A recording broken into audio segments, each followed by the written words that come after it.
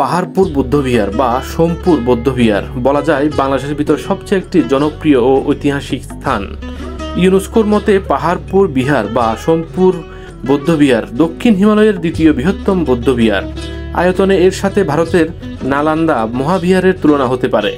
এটি ৩০০ বছর ধরে বৌদ্ধদের অতি বিখ্যাত ধর্ম শিক্ষাদান কেন্দ্র ছিল।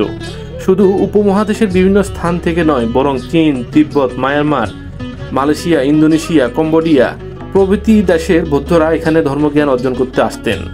খ্রিস্টীয় দশকে বিহারের আচার্য ছিলেন অতীশ দীপঙ্কর শ্রী জ্ঞান। ১৯৮৫ খ্রিস্টাব্দে ইউনেস্কো এটিকে বিশ্ব ঐতিহ্যবাহী স্থানের স্বীকৃতি প্রদান করে।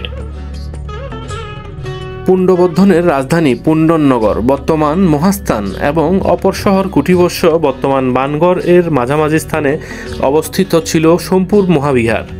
এর ধ্বংসাবশেষটি বর্তমান বাংলাদেশের বৃহত্তর রাজশাহীর অন্তর্গত নোয়াগাঁ জেলার বদরগাছি উপজেলার পাহাড়পুর গ্রামে অবস্থিত। প্রত্নতাত্ত্বিক এই নিদর্শনটির ভূমি পরিকল্পনার চতুর্ভুজ আকৃতির। এটি বাংলাদেশের উত্তরবঙ্গের প্লাবন সমভূমিতে অবস্থিত।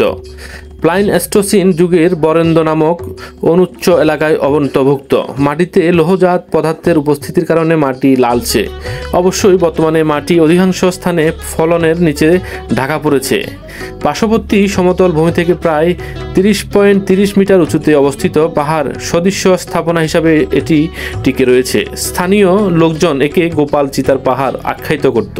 সেই থেকে এর নাম পাহাড়পুর, যদিও এর প্রকৃত নাম সোমপুর বিহার।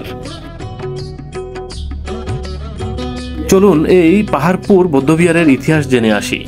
ভারতীয় উপমহাদেশের ইংরেজদের আগমনের পর তারা সকল স্থানে জরিপ কাজ চালানো শুরু করেন। পূর্ব ভারতে জরিপ কাজ পরিচালনা করেন বুংকানং হেমিলন্ট, যিনি 1807 থেকে 1812 খ্রিস্টাব্দের মধ্যে কোনো এক সময় পাহাড়পুর পরিদর্শন করেন। এটি ছিল পাহাড়পুরের প্রথম প্রত্নতাত্ত্বিক পরিদর্শন। এরপর প্রত্নস্থল পরিদর্শনে আসেন ওয়েস্টার্নম্যাকট। এরা দেশে ফিরে তাদের অভিজ্ঞতা সংবলিত বিবরণপত্র পত্রিকায় প্রকাশ করেন। এর সূত্র ধরে 1879 খ্রিস্টাব্দের আলেকজান্ডার কানিংহামের ঐতিহাসিক স্থানটি পরিদর্শন করেন। পরিদর্শনের পর এই জমিটি ব্যাপক হারে খনন করার প্রতি তিনি আগ্রহ দেখান, কিন্তু জমির মালিক বলিহারের তদানীন্ত জমিদার তাকে এই কাজে বাধা দেন। তাই তিনি বিহার এলাকার সামান্য অংশে এবং পুরাকীর্তির কেন্দ্রীয় ডিবির শীর্ষভাগের সামান্য অংশে খনন কাজ চালিয়ে অব্যাহতি দেন। এই খনন কার্যের সময় কেন্দ্রীয় ডিবির অংশের চারপাশে উদগত অংশবিশিষ্ট একটি বর্গাকার ইমারত আবিষ্কার করেন, যার দৈর্ঘ্য ছিল 22 ফুট। অবশেষে 1904 খ্রিস্টাব্দের প্রত্নতাত্ত্বিক আইনের আওতায় এ স্থান 1919 খ্রিস্টাব্দে সংরক্ষিত পুরাকীর্তি হিসাবে ঘোষিত হয়।